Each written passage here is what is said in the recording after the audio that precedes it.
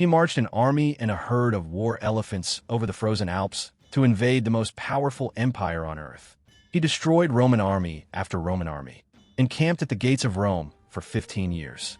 He should have one. This is the story of Hannibal and how he almost destroyed Rome. He is remembered as the greatest enemy Rome ever faced, a general who won almost every battle and yet still lost the war. His war with Rome began before he was even a man. Two great powers ruled the ancient Mediterranean, Rome and the trading empire of Carthage. In a long and bitter war over Sicily, Carthage lost and Rome rose. Among the defeated was a proud Carthaginian general named Hamilcar Barca. Legend says Hamilcar took his young son to an altar and made him swear an oath to be, for as long as he lived, the eternal enemy of Rome.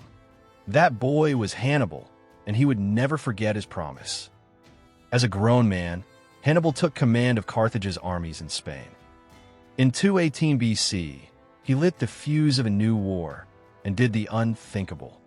Instead of sailing, he marched his entire army straight toward Italy by land, and in his ranks marched a weapon the Romans had never faced: war elephants.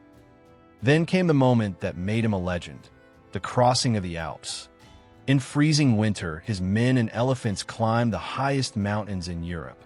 Thousands died in the ice and the ambushes of mountain tribes.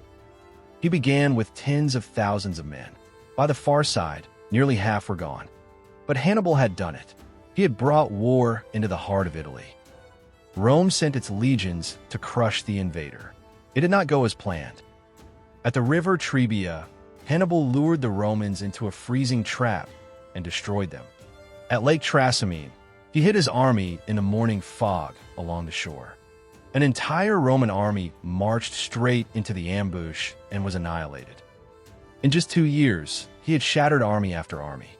But his masterpiece was still to come. In 216 BC, Rome gathered the largest army it had ever raised. Nearly 80,000 Roman soldiers marched to finish Hannibal for good. He was heavily outnumbered, so he set a trap of pure genius. He let his center fall back, drawing the Romans into a shrinking pocket. Then his cavalry swept around the back, and the trap snapped shut.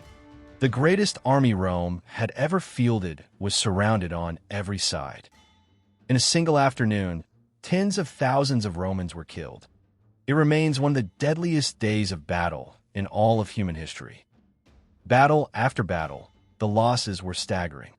Rome had lost a fifth of its adult men in just a few short years. The road to Rome lay open, and here, the legend takes a strange turn. Hannibal did not march on the city of Rome itself. He had no siege engines and knew he could not break its mighty walls. You know how when a victory, one officer told him, but not how to use one. And Rome, though bleeding, simply refused to surrender. A cautious general named Fabius chose never to fight Hannibal head-on again. Instead, Rome shadowed him, starved him, and waited him out. So Hannibal was left to wander Italy year after year. For over a decade, he stayed undefeated, but he was never sent enough men. Carthage's jealous leaders left their greatest general to slowly wither. Then his brother, marching to reinforce him, was ambushed and killed. The Romans threw his brother's severed head into Hannibal's camp. Looking at it, Hannibal is said to have seen the doom of Carthage. Meanwhile, Rome had produced a brilliant young general of its own. His name was Scipio, and he had studied Hannibal's every move. Rather than fight in Italy, Scipio struck at Carthage itself across the sea. In panic, Carthage finally recalled Hannibal home to defend it. At last, the two greatest generals of the age met in battle. At Zama, in 202 BC, Scipio turned Hannibal's own tactics against him. He neutralized the elephants, and his cavalry won the day. For the first and only time, Hannibal had lost a battle, and with it, the war. The student had finally beaten the master. Carthage would never again threaten the power of Rome.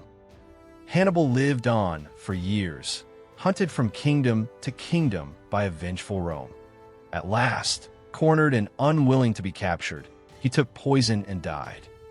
And yet, it is Hannibal, the loser, that history never forgot. His battle at Cannae is still taught in military academies today.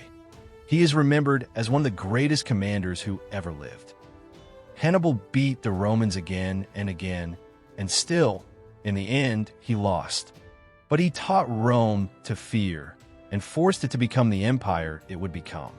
The man who almost destroyed Rome, in the end, may have helped create it.